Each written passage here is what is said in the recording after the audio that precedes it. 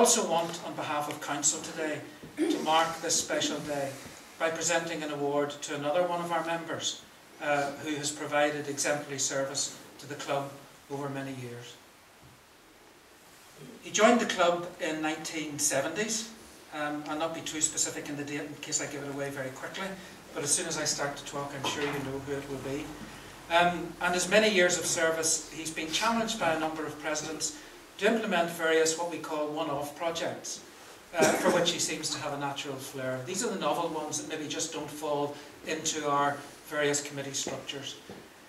He has an ability to rise to that particular challenge and to organise various fundraising and social events, often in a very novel and entertaining way. Any task he's given is implemented willingly, and I have to say with great attention to detail. This detail and judgment is also evident in his professional life, where before he retired, he was chief executive of one of our major banking institutions. And since then, he has served on the board of many public bodies, advisory committees and professional bodies. Having served as president from 1987 to 1988, he continued to assist the club by fundraising for Polio Plus and other projects, and on an ongoing basis, for which his commitment was recognised within the club when he was made a Paul Harris Fellow in 1997. Since then, he has continued to provide help and assistance on a continuing basis, but I only have time to give you a few examples of his work today and to not keep you away for your lunch for too long. I think these include taking on and succeeding in the sale of 2,000 tickets for the Peace Concert in 1998. His return as president for a second term in 2007-2008, which I feel is no mean achievement and is a considerable undertaking.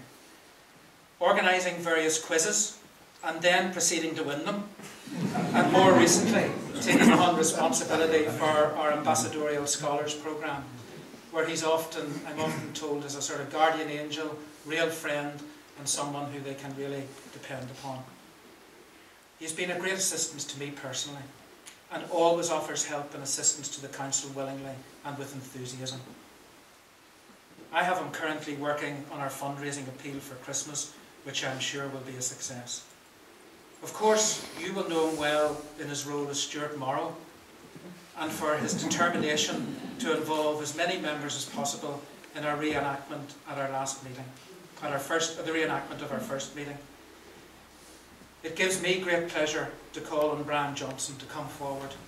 To ask our District Governor Barney Callaghan to present Brian with a Paul Harris Sapphire Award for his service to Rotary Club of Belfast over many years, and Brian, for your continuing commitment to our motto of service above self.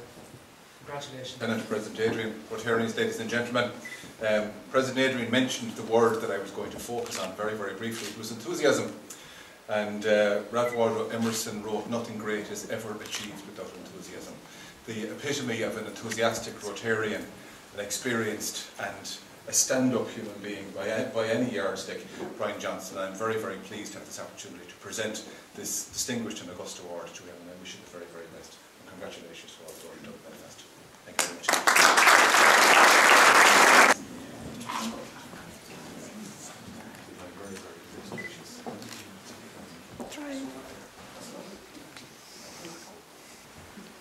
Dear Mary, District Governor, President, fellow Rotarians and guests, I knew absolutely nothing of this in advance. I am stunned, I am absolutely delighted, and I am honoured. Thank you very much indeed.